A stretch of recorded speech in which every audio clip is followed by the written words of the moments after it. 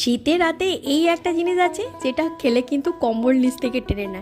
এই দেখো গরম গরম দুধে ডোবা পাটিসাপটা পিঠে একটা খেলে না মনে হবে ডায়েট আজ থেকে নয়, কাল থেকে নয়, পরের মাস থেকেই শুরু করব।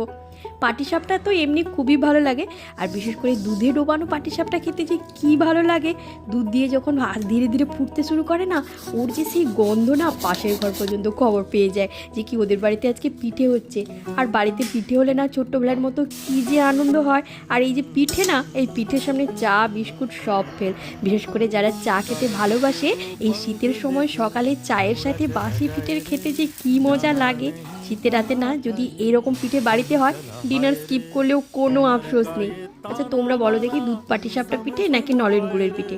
আমার কিন্তু পাটিসাপটা পিঠে খুব ভালো লাগে। তোমরা কিন্তু অবশ্যই আমাকে কমেন্টে লিখে জানাবে।